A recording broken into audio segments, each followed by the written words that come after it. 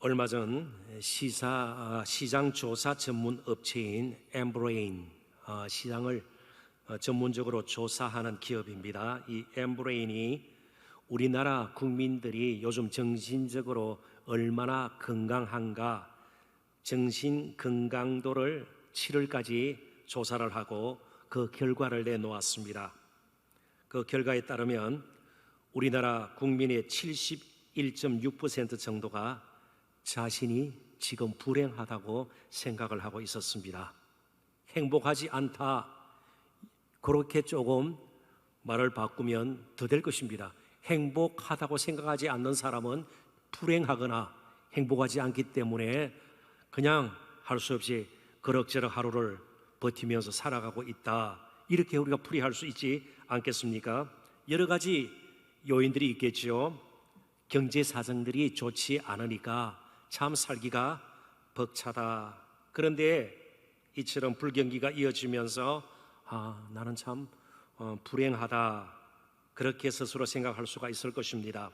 인간관계가 허물어지거나 삐뚤어지거나 무너지게 되면 또 불행하다고 생각을 하는 것이죠. 다 이러한 요인들이 스스로 불행하다고 생각하게 만드는 요인들이 되는 것입니다. 실제로 코로나19로 인해서 많은 사람이 지금 심한 두려움과 불안감, 무력감, 그리고 스트레스를 겪고 있습니다. 그런데 놀라웠게도 하나님과 가장 가까이에서 하나님의 기적을 맛보고 또 하나님과 광야에서 동행했던 이스라엘 백성들이 광야 생활을 끝내고 요단강만 건너면 약속의 땅 가나안 땅에 들어갈 수 있는 모압 편지에서 너무나도 두려움에 휩싸여져 있었습니다. 정말 행복하다고 느껴야 할 그들이 불안감을 감추지를 못했습니다. 40년 광야 생활을 끝내고 모압 편지에 이른 이스라엘 백성들, 하나님은 그들의 형편을 너무나도 잘 알고 계셨습니다. 그래서 잠시 후에 살펴보겠습니다마는 오늘 본문의 말씀을 주신 것입니다. 실제로 광야 40년 동안 이스라엘 백성들이 늘 온전하게 하나님과 동행했던 것은 아닙니다. 금송아지 우상을 만들어서 하나님의 진노를 사기도 했습니다. 그리고 조금만 배가 고파도 목이 말라도 애굽으로 돌아가자, 그렇게 애굽을 동경하면서 하나님의 인도를 전면에서 거부한 적도 있습니다. 원망했고 불평했습니다. 그리고 그들이 지금 거하고 있는 모압 평지에서도 음행 범죄를 저지르고 여전히 하나님과 동떨어진 거룩한 백성의 모습을 그들은 보이고 말았습니다. 이런 이스라엘 백성들에게 하나님께서는 다시 한번 기회를 주셨습니다. 그 기회는 믿음을 다질 수 있는 기회였습니다. 그러면서 하나님께서 모세를 통해서 말씀하시는 것이 신명기 전체의 내용이고, 그 전체의 내용에 가장 분명한 큰 주제를 꼽으라면 이러한 주제가 될 것입니다. 조금 이 주제를 풀어서 말씀을 드리면 이렇게 된다, 그런 뜻입니다. 하나님은 이스라엘 백성들과 맺은 약속에 대해 여전히 신실하시다. 이스라엘 백성들은 하나님의 언약에 대해서 너무나도 불순종한 모습을 보일 때가 있었고, 또 오히려 대적하는 그런 모습을 보일 때도 있었습니다. 그럼에도 불구하고 하나님은 자신의 약속에 대해서 여전히 신실하시다. 이것이 신명기 전체의 내용을 요약한 그런 문장이라, 주제라 볼 수 있을 것입니다. 아무튼 이스라엘 백성들은 요단강만 건너면 약속의 땅 가나안 땅에 들어가게 되는 것입니다. 자, 그러니까 모압 평지는 아주 특이한 곳입니다. 저도 일전에 모세가 올랐던 느보산에 올라서 모압 평지를 바라본 적이 있습니다. 아주 신비로운 땅이에요. 지금은 요르단에 속한 땅인데 그 모압 평지는 일단 안도감이 있는 땅이에요. 40년 그 힘들고 때로는 지치고 피곤하게 만들었던 광야 생활을 끝낸 곳이기 때문에 무사히 이제 광야를 지났다는 안도감을 느낄 수 있는 땅입니다. 동시에 강만 건너면 그 무시무시한 이전 12정탐꾼 가운데 10정탐꾼이 경악을 금치 못했던 아낙 자손, 정말 골리앗과 같은 그인들도 거주하는 7족이 이미 정착된 문화를 가지고 여러 성읍을 쌓고 살고 있는 그들을 물리쳐야 된다는 그런 중압감. 그래서 이 모압 땅은 안도광과 당시의 두려움과 도전의 땅이기도 했습니다. 이런 감정들이 교차하는 땅이 바로 모압 평지였습니다. 그들 가운데 있는 그런 여러 가지 뒤섞인 그런 감정을 하나님께서는 헤아리시고 이렇게 말씀하십니다. 신명기 7장 17절입니다. 내가 혹시 심중에 이르기를 이 민족들 가나안 7족입니다.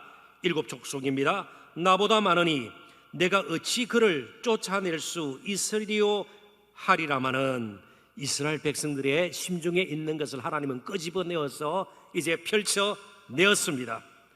그리고 이제 이 마음이 바뀌어지기를 하나님께서는 원하셨습니다. 이미 하나님께서는 그들의 수가 문제가 되지 않음을 말씀하셨습니다. 신명기 7장 7절을 보십시오. 여호와께서 너희를 기뻐하시고 너희를 택하심은 너희가 다른 민족보다 수요가 많기 때문이 아니니라. 너희는 오히려 모든 민족 중에서 가장 적으니라. 이스라엘 백성들이 하나님의 택함을 받고 신실하신 그 은혜와 사랑을 계속 입을 수 있었던 이유는 그들의 힘이 강했기 때문도 아니고 또 수가 많았기 때문도 아니었습니다. 하나님 자신의 신실하심 때문이었습니다. 자, 오늘날도 마찬가지입니다. 어떤 면에서 우리에게 있어서 우리의 인생의 길을 걸어가는 데 있어서 가장 무서운 적은 우리 자신만 계속 바라보고 혹은 또 우리가 겪고 있는 문제들의 크기만 따지다가 스스로 자존감을 잃어버리고 무너지는 것입니다.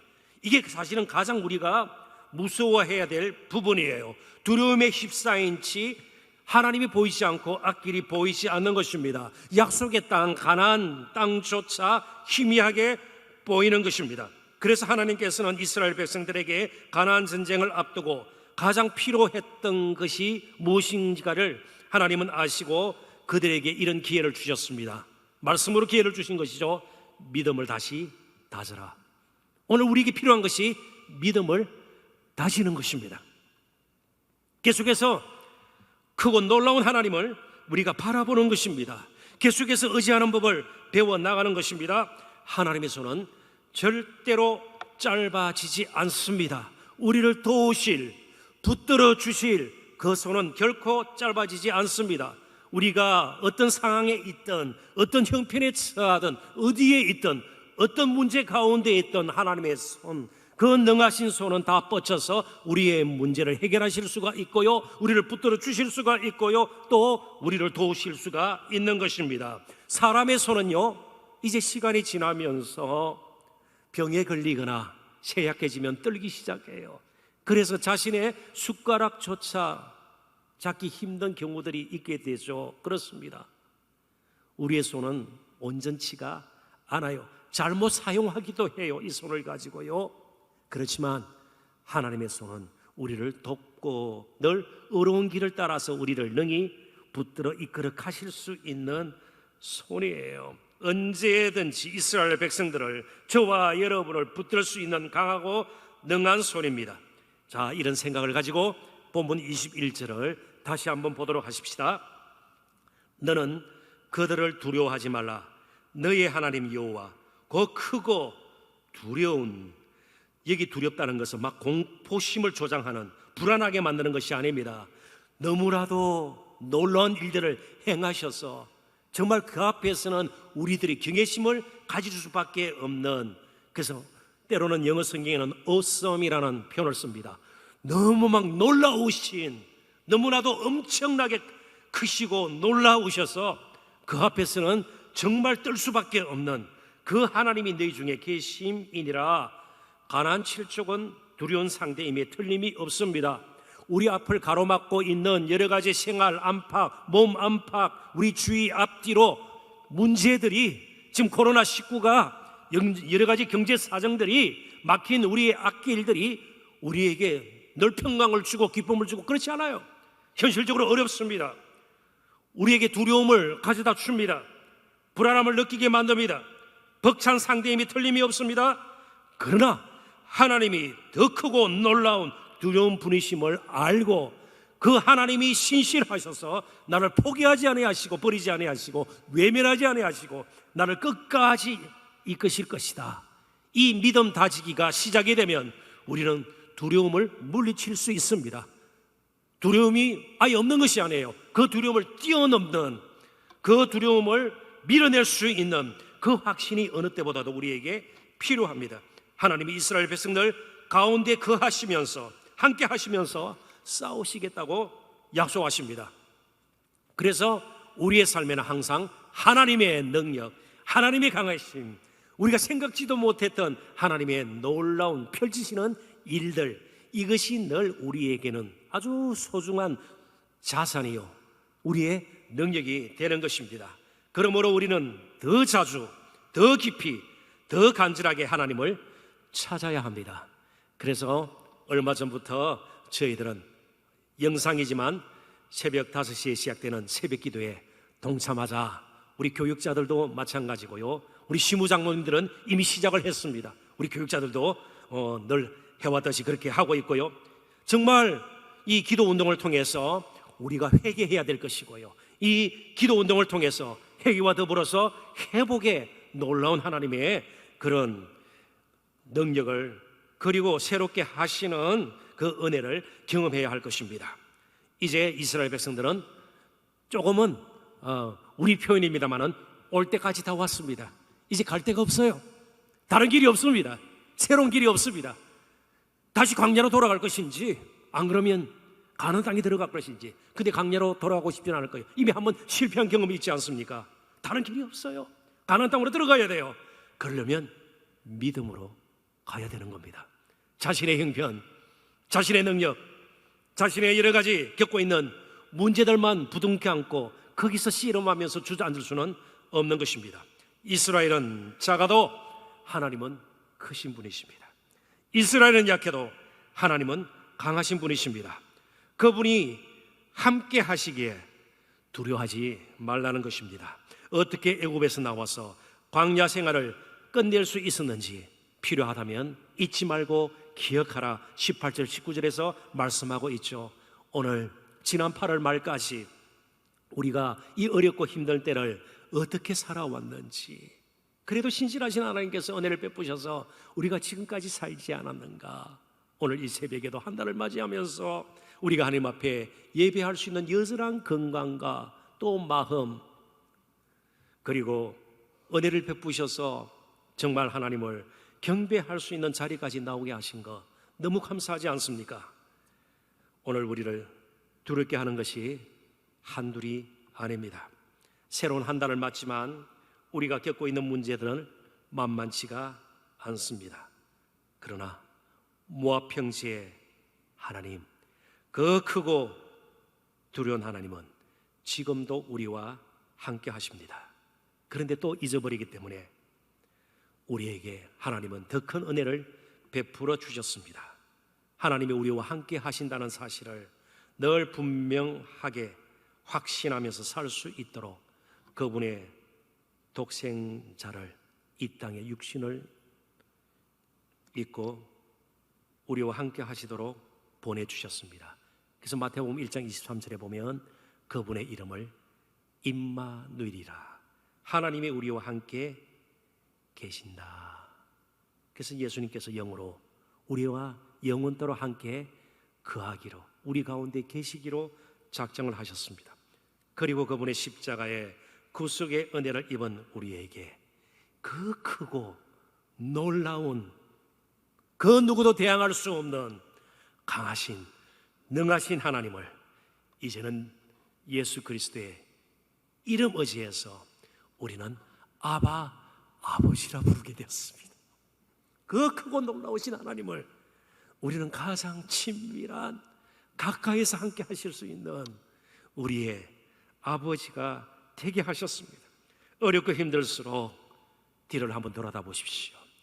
지난 40년 광야 생활, 이스라엘 백성들 그 혹독한 광야 생활 가운데서도 날마다 만나를 먹이시고 불기둥과 구름기둥으로 인도하시고 반석에서 샘물 나게 하셔서 목마르지 않도록, 어복이 헤어지지 않도록, 발이 부러뜨리지 않도록 인도하신 그 신실하신 하나님, 그 하나님이 지금 우리와 함께 하심을 믿으십시오. 그리고 앞을 보십시오. 담대함으로 함께 나아가십시다.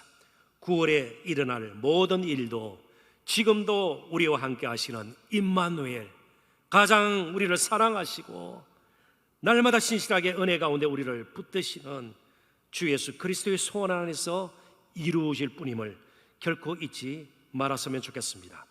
우리의 할 일은 지금도 믿음 다지기입니다. 기도하십시다.